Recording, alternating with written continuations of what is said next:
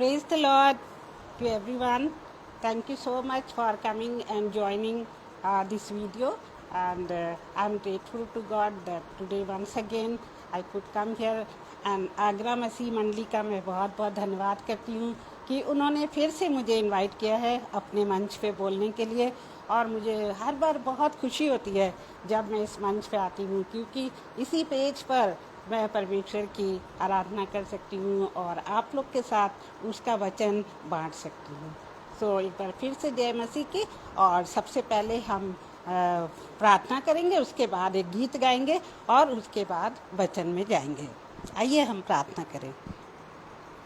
हे प्यारे पिता परमेश्वर, हम आपके पास आते हैं, हम आपका धन्यवाद देते हैं इस सुंदर शाम के लिए जो आपने हमें दी है। क्योंकि प्रभु जी बहुत से लोग हैं जो कि सो गए हैं, बहुत से लोग हैं जो आज के दिन को नहीं देख पाए हैं। पर प्यारे प्रभु जी, आपने हम पर बहुत दया और करुणा की है कि आपने हमको जिंदों की ज़मीन पर रखा है। और हम अपने सब भाई बहनों और बच्चों के लिए प्रार्थना करते हैं जो कि इस आगरा मसीह मंडली से जुड़े हुए हैं, जो कि हमारे परिवार के सदस्य हैं, क्योंकि आपने उन सब को अच्छा स्वास्थ्य और जीवन दिया है। और प्रभु जी, इस सुंदर शाम को हम आपके हवाले करते हैं कि आप हमको अपना वचन दीजिए और पवित्र आत्मा से हमें गाइड करिए, ताकि हम वही बोलें जो आप हमसे बुलवाना चाहते हैं। और हम सब पर आपकी बड़ी आशीष हो, और हमारे ब्रदर अनुपम और शबनम जी पर आपकी बड़ी आशीष हो, जिन्होंने ये पेज शुरू किया है और मुझे आमंत्रित किया है। अब इस छोटी सी प्रार्थना को हम अपने प्यारे मुंजी प्रभु यीशु मसीह के नाम में मांगते हैं, आमीन। तो आइए हम एक गीत गाएंगे, और वो गीत बहुत ही प्यारा गीत है और आपने ज़रूर उस गीत को सुना होगा।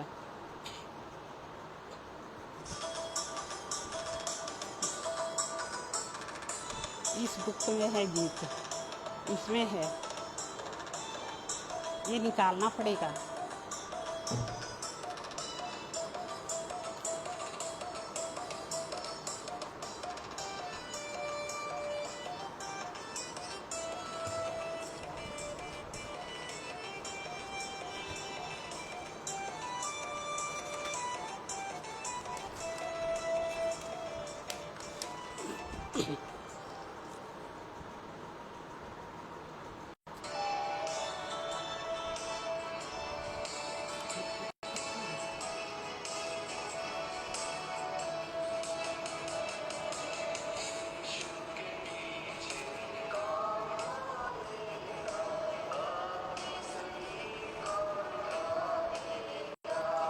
सॉरी, ये अंधेरा चले जाने दीजिए, फिर उसके बाद मैं ख्याल शुरू करूँगी।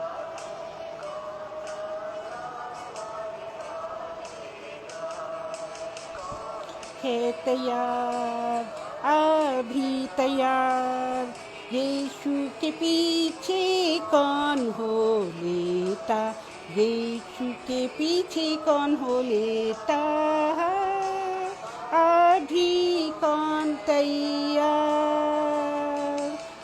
यीशु के पीछे कौन हो लेता, कौन उसके साथ अब हो जाएगा, पूरी नजात है हो उसकी जय जय, कौन उसकी सन्ना गाएगा, कौन है तैयार, अभी तैयार, यीशु के पीछे कौन हो लेता, यीशु के पीछे कौन हो लेता,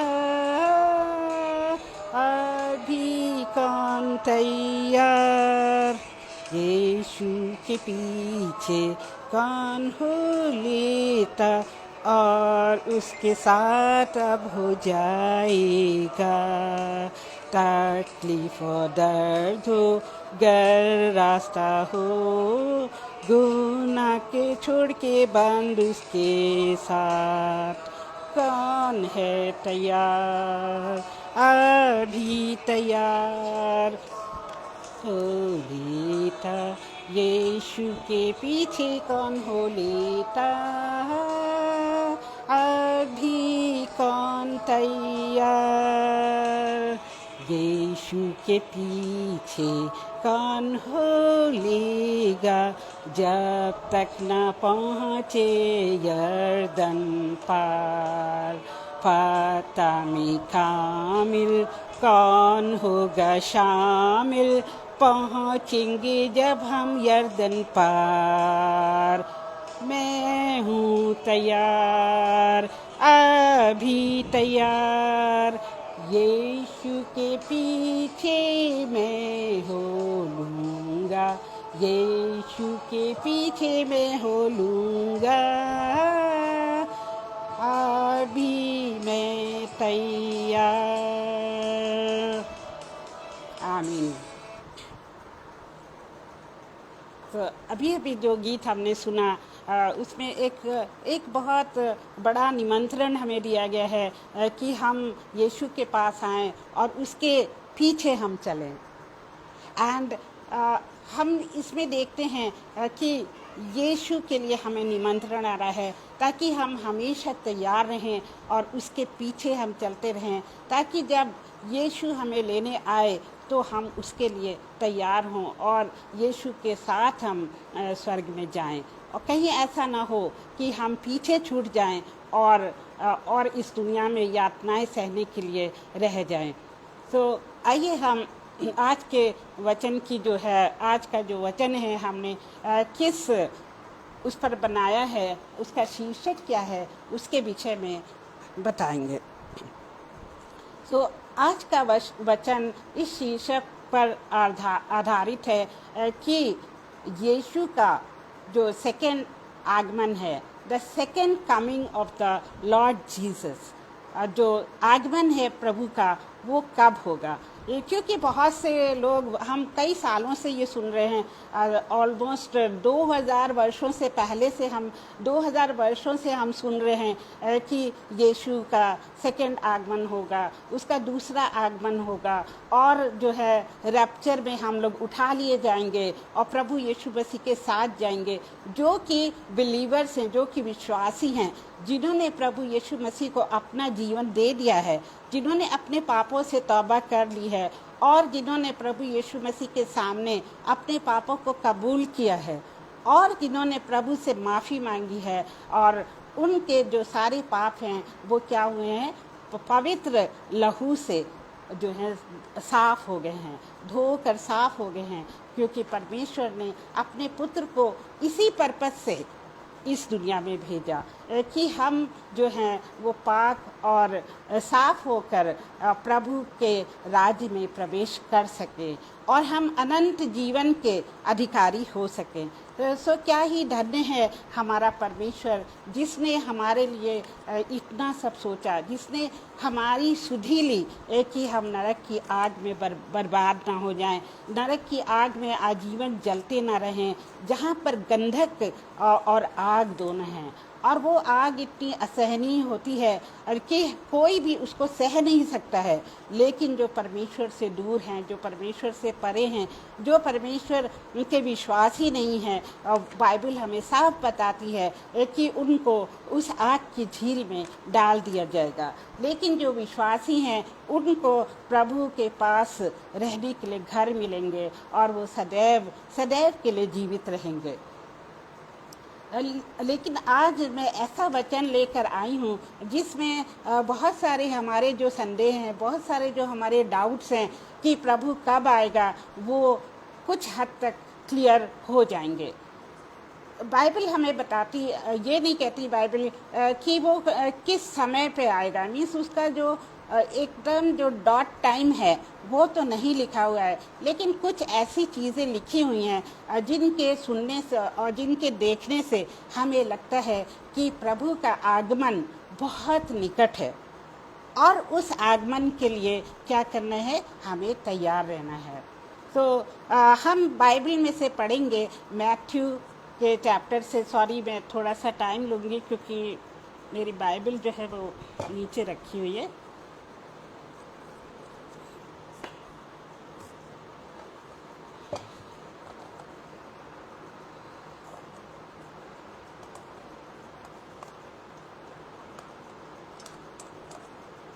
मेरी स्टूडेंट्स आई थी, उन्होंने सारा मेरा जो सिस्टम है वो थोड़ा सा उलट पुलट कर दिया।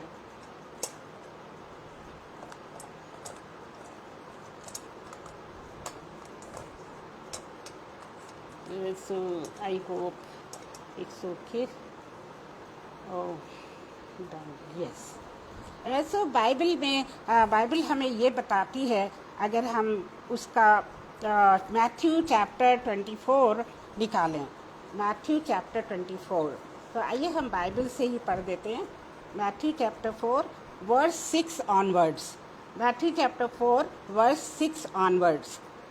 तुम लड़ाइयों और लड़ाइयों की चर्चा सुनोगे और घबरा न जाना, क्योंकि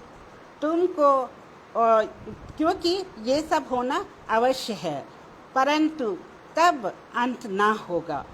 क्योंकि जाति पर जाति और राज्य पे राज्य चढ़ाई करेगा और जगह जगह क्या होगा, जगह जगह अकाल पड़ेंगे और भूकंप होंगे। तो बाइबल बहुत क्लियरली बताती है कि परमेश्वर प्रभु यीशु मसीह के सेकंड आगमन से पहले क्या क्या निशान होंगे, क्या क्या होगा। तो हम देख रहे हैं कि बहुत लड़ाइयाँ हो रही हैं, जाति जाति पर क्या कर रही, चढ़ाई कर रही है। और इस समय भी जो है युद्ध चल रहा है, जो कि हम देख रहे हैं रशिया और यूक्रेन के बीच में हो रहा है। तो इसके पहले भी हम पहला विश्व युद्ध उसके बारे में हम सुन चुके हैं। उसके बाद हम सेकेंड विश्व युद्ध के बारे में सुन चुके हैं। और अब ऐसे कहते हैं कि हो सकता है इस प्रेजेंट युद्ध के कारण थर्ड वर्ल्ड वॉर भी हो जाए। तो बाइबल हमें साफ साफ बताती है कि ये सब चीज़ों का होना बहुत ज़रूरी है। और इसके साथ साथ जो क्रिश्चियंस हैं, जो मसीही लोग हैं, उनके ऊपर बहुत सारी यातनाएं आएंगी, उनके ऊपर बहुत सारी पीड़ाएं आएंगी। और जब ये सब चीज़ें हों तो समझ लेना कि प्रभु का आगमन बहुत ही निकट है। और आजकल हम देख रहे हैं कि मसीहों पे कितनी यातनाएं आ रही हैं, उन पे सताव आ रहा है। और जगह जगह लोग जो क्या कर रहे हैं, चर्च तोड़ रहे हैं और मसीहों को मार रहे हैं, उनको जेल में डाल रहे हैं, जैसा कि एक बार पहले पौलुस के समय में भी हुआ था। और पौलुस भी वो उसमें से एक था जो मसीहों को पकड़ कर जेल में डाल रहा था। और आज भी वैसा ही हो रहा है। कुछ समय पहले एक चर्च में जब उपासना हो रही थी तो वहाँ के सारे लोगों को वो लोग उठाकर कहाँ जेल में उन्होंने बंद कर दिया था, केवल महिलाओं को और उनके बच्चों को अपने घर जाने दिया था। तो ये सब बातें ना केवल भारत में हो रही हैं बल्कि दूसरे देशों में भी हो रही हैं। आज जो रशिया है वो क्यों चढ़ाई कर रहा है यूक्रेन पे, क्योंकि यूक्रेन में ज़्यादातर मसीही लोग रहते हैं। और मसीही लोगों को सताने के लिए यूक्रेन के ऊपर रशिया ने क्या किया है, आक्रमण कर दिया है। और बहुत बुरी तरह से वो आक्रमण जो है वो करते ही चला जा रहा है। और इसका जो वर्णन है हमें बाइबल में भी मिलता है। क्योंकि जो ये रशिया है, रशिया के बारे में अगर आप ये पुस्तक निकालें जो है इज़ीकियल, तो इज़ीकियल के चैप्टर 38 में ऐसा लिखा हुआ है। इज़ीकियल चैप्टर 8 जब आपके पास टाइम होगा तो प्लीज़ इसको पढ़ लीजिएगा। इसकी वर्सेस 1 to 28 पढ़ेंगे, 1 to 23 पढ़ेंगे। तो उसमें ऐसा लिखा है कि किंग ऑफ नॉर्थ जो है वो प्रभुता करेगा सारी दुनिया पर। और किंग ऑफ नॉर्थ कौन है, वो है रशिया। आज हम जो लोग कहते हैं कि रशिया ही जो है वो नॉर्थ कंट्री है जो कि सारे देशों पे प्रभुता करेगी। और ऐसा बाइबल में इसी चैप्टर में लिखा हुआ है। इसका नाम रशिया नहीं लिखा हुआ है, लेकिन रशिया की जगह कुछ और नाम लिखा हुआ है। और वो नाम है Rus. Instead of Russia it's written Rus. And ये रस में क्या होगा, और ऐसे इज़ीकियल में लिखा हुआ है कि जो रस है वो बहुत ज़्यादा पावरफुल हो जाएगा। और वो इतना पावरफुल हो जाएगा कि वो दूसरे देशों को अपने कब्ज़े में करने के लिए उन पर चढ़ाई कर देगा। और हमने देखा है कि अब जो है ये शुरुआत हो गई है। और इसका वर्णन न केवल इज़िकियल में लिखा, इज़िकियल तो बहुत ही पुरानी पुस्तक है, पुराने नियम में ऐसे लिखा हुआ है, लेकिन उसने बहुत अच्छी तरह इस बात का वर्णन किया है। इज़िकियल एक प्रॉफिट थे जिन्होंने इस युद्ध के बारे में लिखा है।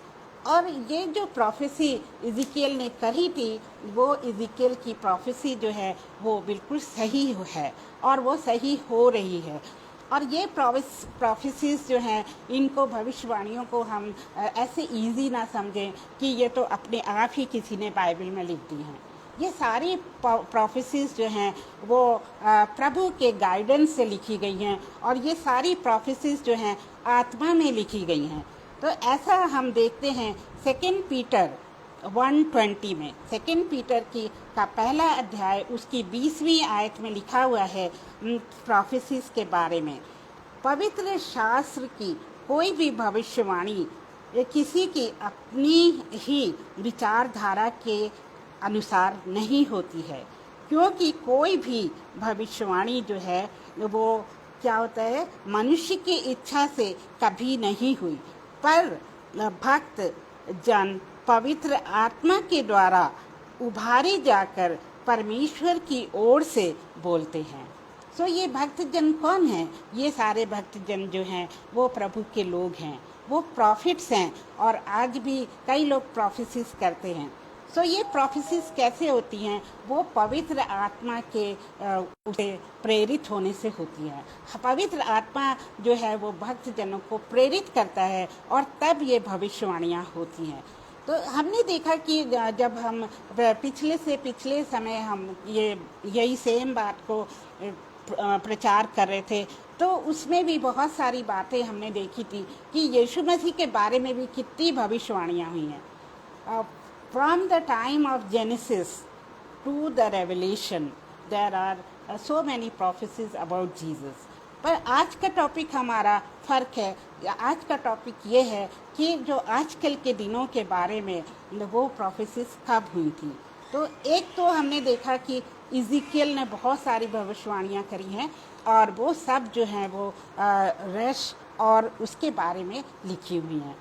और उसके बाद हम देखते हैं मैथ्यू में कि मत्ती ने भी बहुत सारी भविष्यवाणियाँ करी हैं। जब जीसस क्राइस्ट उनको छोड़ के चले गए थे, जब वो स्वर्ग में चले गए थे, तब इन सारे जो चेलों ने ये पवित्र शास्त्र को लिखा है, जो कि नया नियम कहलाता है। और इसमें ऐसा भी लिखा है कि बहुत सारे झूठे भविष्यद्वक्ता खड़े हो जाएंगे और बहुतों को भरमाएंगे, और अधर्म के बढ़ने से बहुतों का प्रेम क्या होगा, ठंडा पड़ जाएगा। सो हम आज देखते हैं कि लोगों का प्रेम आपस में जो है वो ठंडा पड़ गया है, और कोई भी किसी की मदद नहीं करना चाहता है, कोई किसी को सच्चा प्यार नहीं करता है, और सब जो है बुरी युक्तियाँ एक दूसरे के लिए बनाते हैं, और उनके दिल में रहम नहीं रह गया है, कोई तरस नहीं रह गया। सारे लोग जो है वो क्या है, पैसे के पीछे भागते हैं।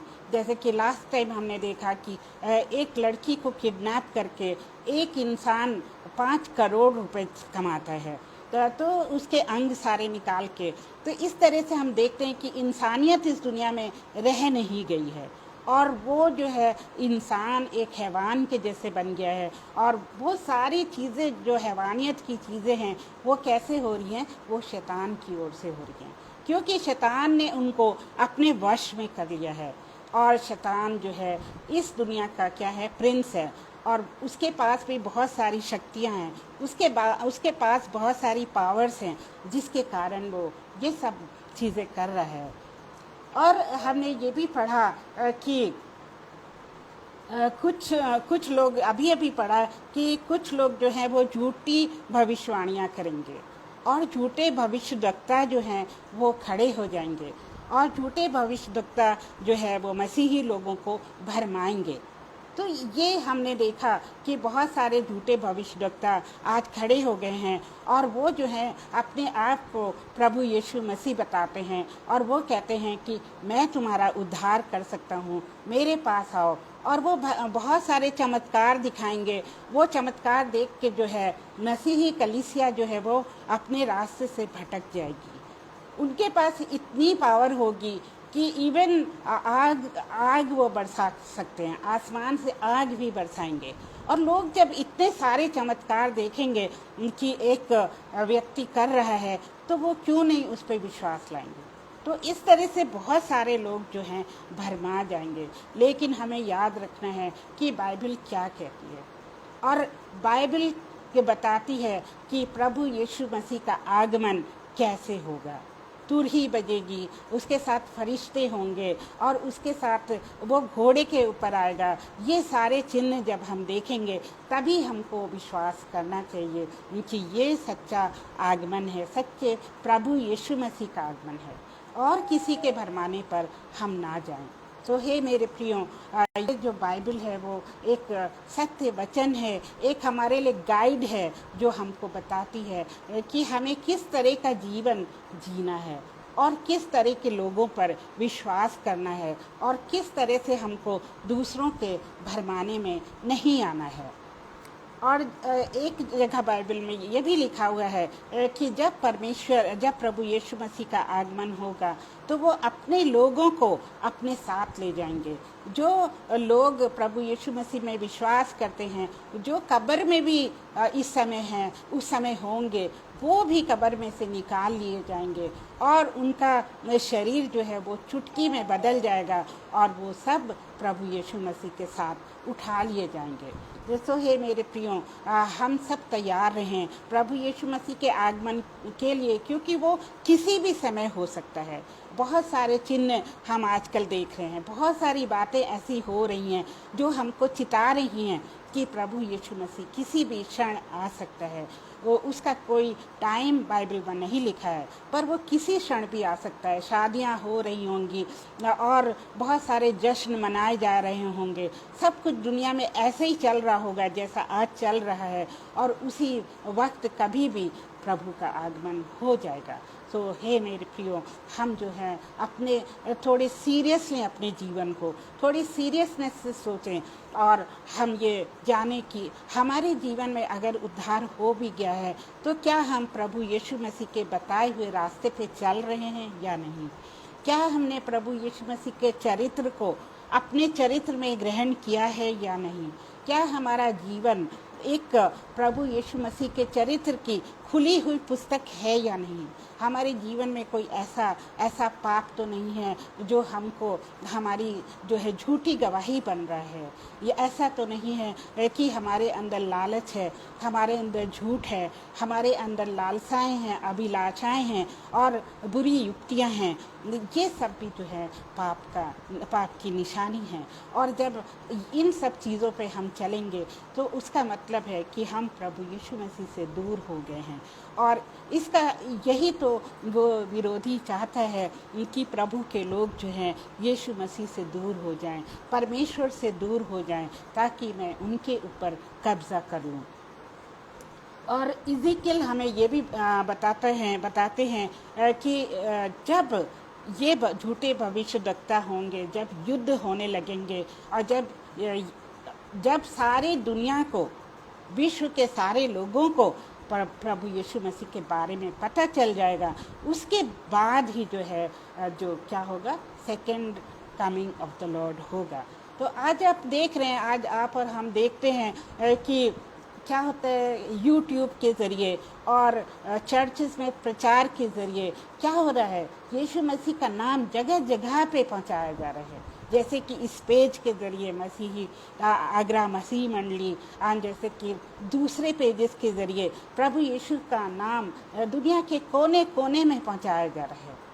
तो बाइबल कहती है कि जब हर घुटना झुक जाएगा और प्रभु को लॉर्ड कहेगा, प्रभु को प्रभु कहेगा, उसके बाद ही प्रभु का सेकंड आगमन होगा।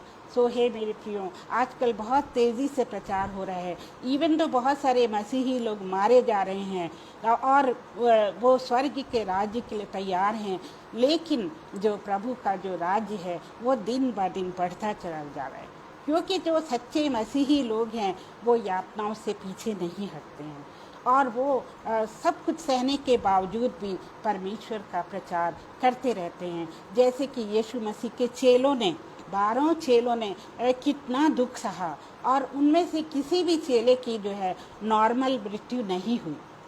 नॉर्मल मृत्यु ना होके सबको सताया गया, किसी का गला काट दिया गया, किसी को तलवार से मार दिया गया, किसी को सूली पे चढ़ा दिया गया। इस तरह से सारे चेलों को मारा गया। तो ये सारे सताव उनके ऊपर आए, क्योंकि दुष्ट नहीं चाहता कि प्रभु का प्रचार इस दुनिया में हो। लेकिन क्या प्रभु का प्रचार रुक गया?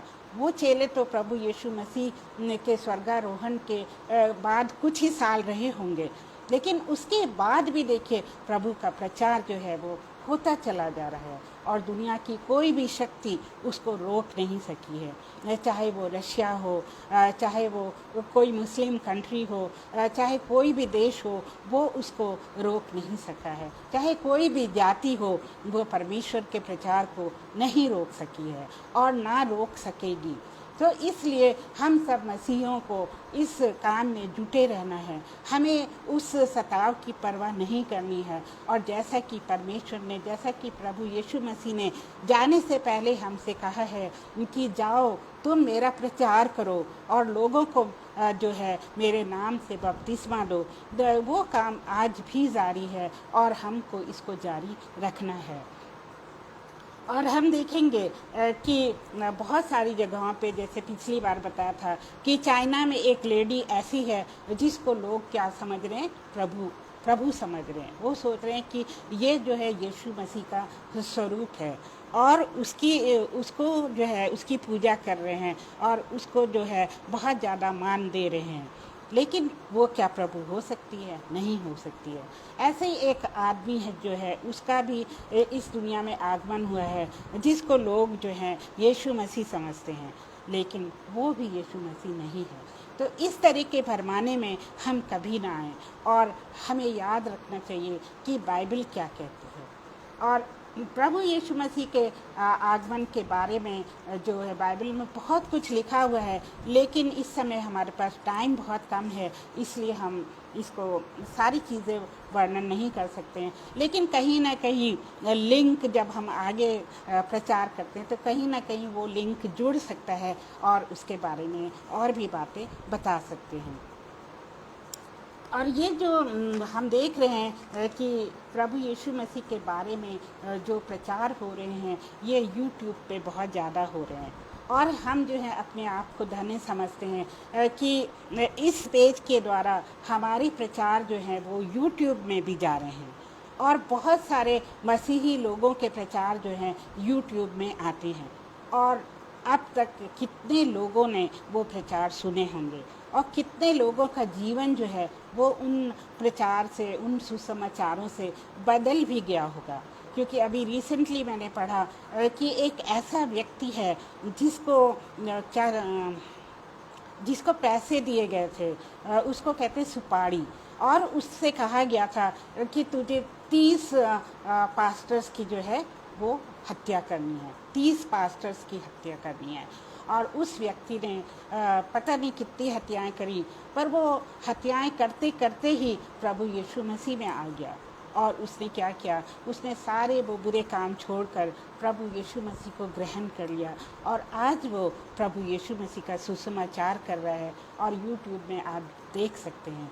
उनका नाम मुझे याद नहीं है, हो सकता है अगली बार मैं बता दूं। और वो आज इतने ज़ोर शोर से प्रभु का सुसमाचार कर रहे हैं।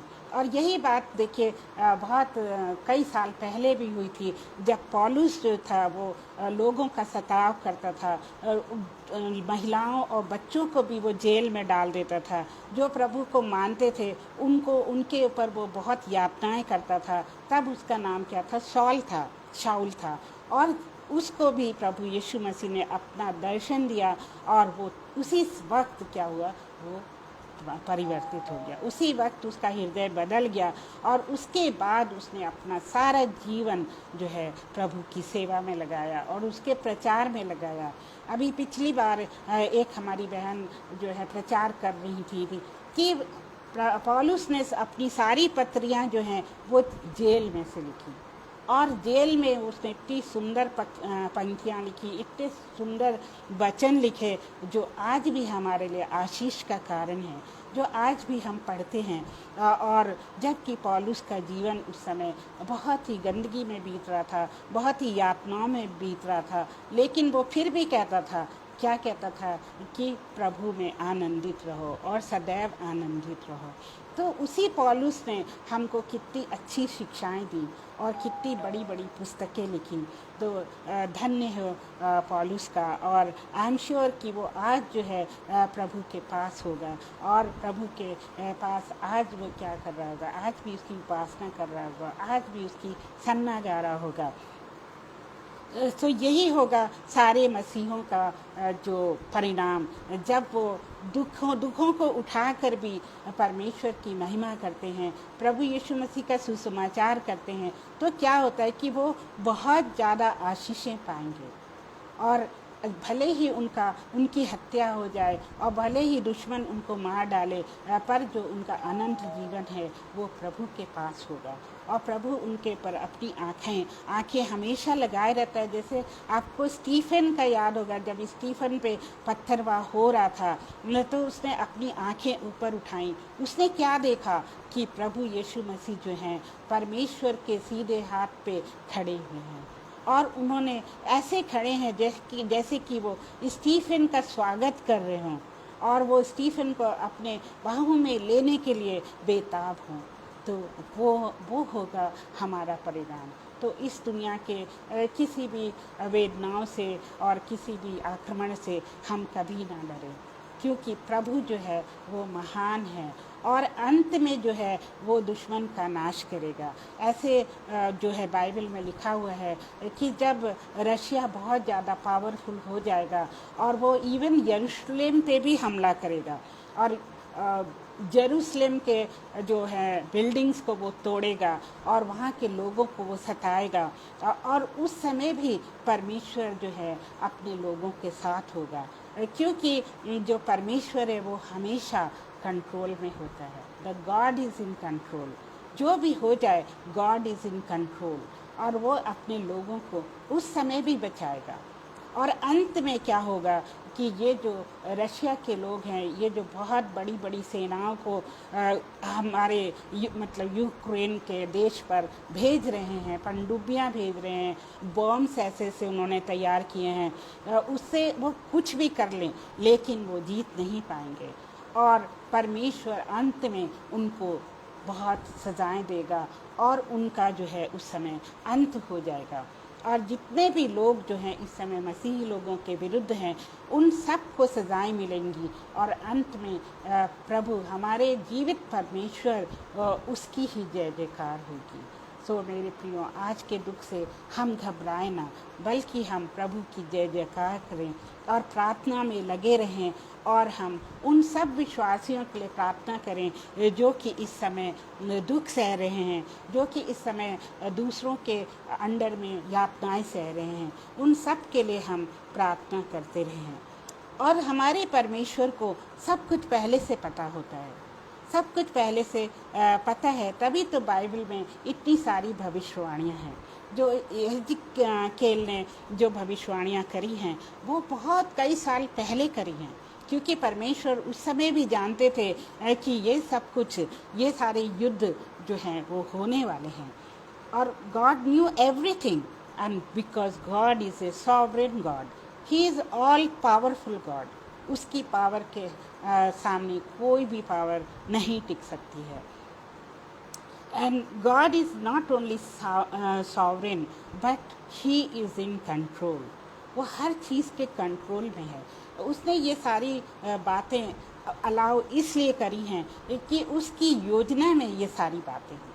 उसकी योजना कुछ है, तभी ये सारे युद्ध हो रहे हैं। जाति जाति पे क्या है, आक्रमण कर रही है, लोगों का प्यार ठंडा हो गया है। ये सब परमेश्वर की योजना में भी है, क्योंकि वो इन सब से आखिर में क्या चाहता है कि यहोवा की ही स्तुति हो।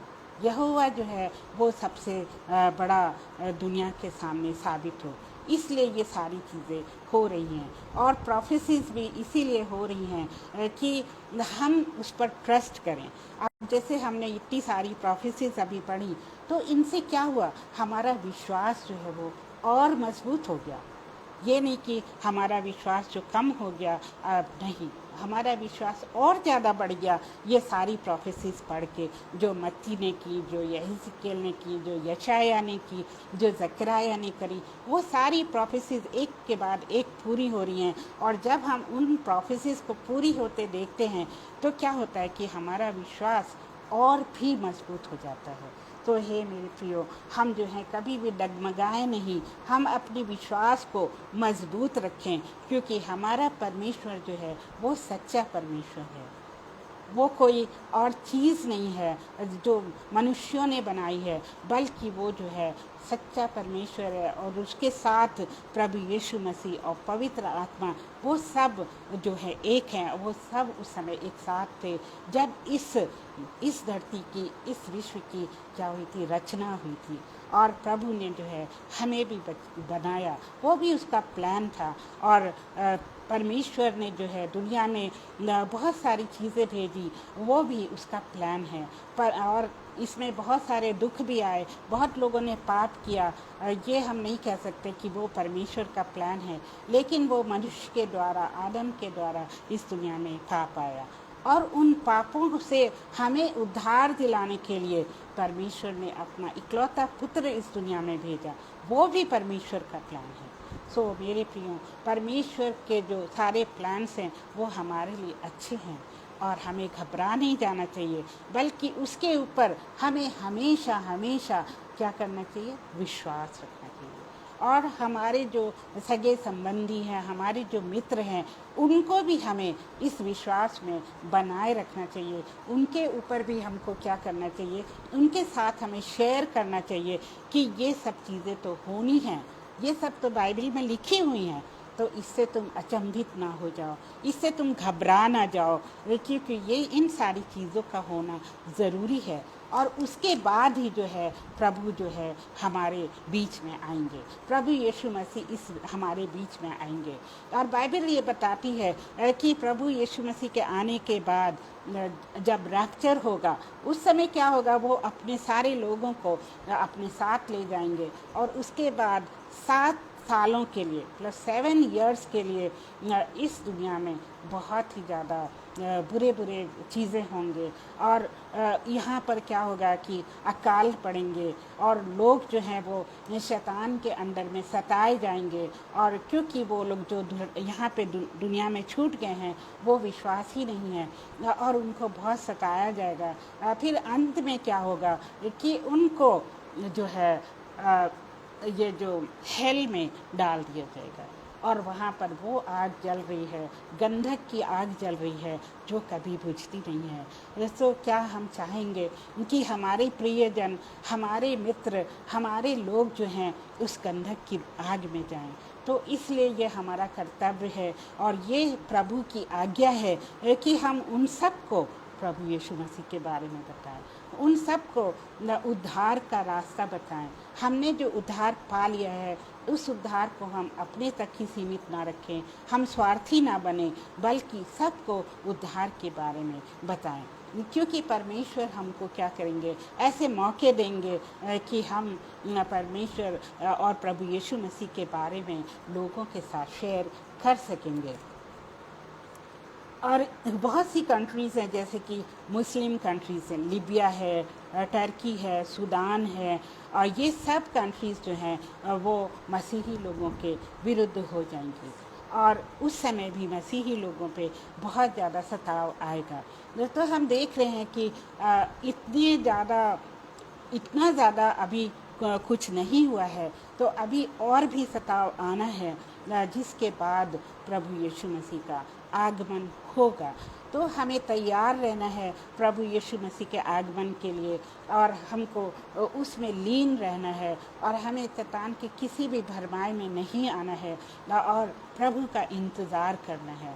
और वो चाहे हम इस दुनिया में हम सो जाएं, हम प्रभु में सो जाएं, या हम उस समय जीवित रहें, हमें क्या याद रखना है कि परमेश्वर जो प्रभु यीशु मसीह हमें अपने साथ ले जाएंगे, और हम ही वो जो है धन्य लोग होंगे जिनको प्रभु यीशु मसीह अपने साथ ले जाएंगे। तो हम चाहते हैं कि सारे लोग जो हैं जो पापों में पड़े हुए हैं उनको हम बताएं, उनको प्रभु का सुसमाचार सुनाएं, ताकि उसका जो बलिदान है वो सार्थक हो जाए। क्योंकि यीशु मसीह जो है सिर्फ हमारे लिए नहीं आया, लेकिन वो सारे जगत के लिए आया है, वो हर एक मनुष्य के लिए आया है। तो उसका जो बलिदान है वो सार्थक हो जाए, उसका लहू जो है वो सार्थक हो जाए, उसका जीवित लहू जो आज भी बह रहा है वो लोगों को पाक और शुद्ध करे, और लोग जो हैं अपने पापों से तौबा करें। क्योंकि उस लहू का आज भी जब साइंटिफिक रिसर्च हुआ है तो बताया गया है कि वो लहू आज भी जीवित है। और वो लहू कहाँ पाया जाता है? वो गोलगथा की ज़मीन में, जहाँ पर यीशु मसीह को क्रूसीफाई किया गया था, उस ज़मीन को अगर खोदा जाए तो उस ज़मीन के अंदर वो लहू पाया जाता है। और उस लहू का जब साइंटिफिक निरीक्षण हुआ तो पाया गया कि उसमें क्या था, वो जीवित लहू के सारे लक्षण उसमें मौजूद हैं, और उसमें 23 क्रोमोसोम्स हैं। क्योंकि एक मनुष्य के ब्लड में क्या होता है, 23 पेयर्स ऑफ क्रोमोसोम्स होते हैं। 23 अपने पिता से मिलते हैं और 23 अपनी माता से मिलते हैं, लेकिन प्रभु यीशु मसीह के लहू में ओनली 23 क्रोमोसोम्स हैं। तो आप समझ सकते हैं कि ये 23 क्रोमोसोम्स क्यों हैं। क्योंकि उनके माता पिता जो है दुनियावी नहीं थे, वो मदर मेरी से पैदा ज़रूर हुए थे, तो तभी उनके लहू में ओनली 23 क्रोमोसोम्स पाए जाते हैं, और पिता का क्रोमोसोम नहीं पाया जाता है, क्योंकि वो पवित्र आत्मा के सामर्थ्य से मदर मेरी के पेट में आए थे। तो हर चीज़ जो बाइबल में लिखी है वो बिल्कुल सत्य है। लोग उसको ट्राई कर रहे हैं कि बाइबल को जो है वो बिल्कुल ही असत्य प्रूव कर दें कि बाइबल की कोई भी चीज़ सही नहीं है, लेकिन वो कभी भी सफल नहीं हो पाएंगे, क्योंकि ये परमेश्वर का ट्रू वचन है। वो कभी भी सफल नहीं होंगे, क्योंकि उसका हर एक वचन जो है वो पूरा हुआ है, और पूरा हो रहा है, और पूरा होता रहेगा। तो हे मेरे प्रियो, आज के वचन को अपने दिल में, अपने दिमाग में रखें, और प्रभु के आगमन के लिए तैयार रहें कि चाहे हम जिएं या मरें, लेकिन हम प्रभु के आगमन के लिए तैयार रहें। तो यही जो है मेरी आप सब से विनती है, और आप सब मेरे लिए भी प्रार्थना करिए कि मैं भी जो हूँ प्रभु में बनी रहूँ, और किसी भी लालच से और दुनिया की किसी भी लालसा से मैं भटक ना जाऊँ, बल्कि प्रभु में बनी रहूँ और उसके इस काम को सदैव करती रहूँ। हालेलुया। आप सबको प्रभु बहुत आशीष दे, और इस वचन को सुनने के लिए आपको बहुत आशीष मिले। जिन लोगों ने नहीं भी सुना है उनको भी बहुत आशीष मिले जब वो बाद में इन वचनों को सुनते हैं, क्योंकि ये वचन प्रभु ने मेरे आत्मा में डाले हैं कि मैं इन वचनों को सबके साथ शेयर करूं। और मैं जानती हूँ कि प्रभु जब हमें प्रेरित करता है तो वो हर तरह से हमको प्रेरित करता है, और हम जो है बाध्य हो जाते हैं उस वचन को शेयर करने के लिए। तो मैं उसकी प्रशंसा करती, परमेश्वर को धन्यवाद देती हूँ, और आप सबको बहुत आशीष देती हूँ। और आइए हम अब प्रार्थना करें। हे प्यारे पिता, महान पिता परमेश्वर, हम आपके पास आते हैं। हम आपका धन्यवाद देते हैं प्रभु जी कि आपने अपने वचन को बखूबी से हमारे बीच में प्रस्तुत किया, और हमें सिखाया है कि हमें प्रभु यीशु मसीह के आगमन के लिए तैयार रहना है, और हमें कैसा जीवन बिताना है, और हमको ये सारी बाइबल की बातों पर विश्वास करना है। जो भी भविष्यवक्ताओं ने भविष्यवाणियाँ करी हैं उन सब पर हमें विश्वास करना है, क्योंकि उनका एक एक शब्द जो है वो सही है, एक एक शब्द सत्य है प्रभु जी। और उन पर हम हमेशा हर दिन हर क्षण विश्वास रखें, क्योंकि प्रभु जी आपका आगमन किसी भी वक्त हो सकता है और हम तैयार रहें प्रभु जी। ऐसा ना हो कि हम अपने भोग विलास में उस समय आनंद बना रहे हों, ऐसा ना हो कि हम पार्टीज मना रहे हों, और ऐसा ना हो कि हम पाप के दलदल में फिर से फंस जाएं। प्यारे प्रभु जी, हम जीवित परमेश्वर की आराधना और प्रभु यीशु मसीह की आगमन की प्रतीक्षा हर समय करते रहें। प्रभु जी हमको इतनी शक्ति दीजिए, हमें इतनी सामर्थ्य दीजिए कि हम विरोधी के भरमावे में ना आ जाएं, बल्कि आपके ऊपर सदैव हमारी दृष्टि लगी रहे। और प्रभु जी हमारे सारे प्रियजनों को आप बहुत आशीष दीजिए। उनके घर में अगर कोई बीमार है तो उसको शिफा प्रदान करिए, अगर उनके ऊपर कोई आर्थिक समस्या है तो उस समस्या को दूर करिए प्रभु जी। और अगर उनके ऊपर कोई भी किसी भी प्रकार की मुसीबत है, तकलीफ़ है, तो उसको दूर करिए। अगर अविश्वास है उनके जीवन में तो उसको विश्वास में बदल दीजिए प्रभु जी।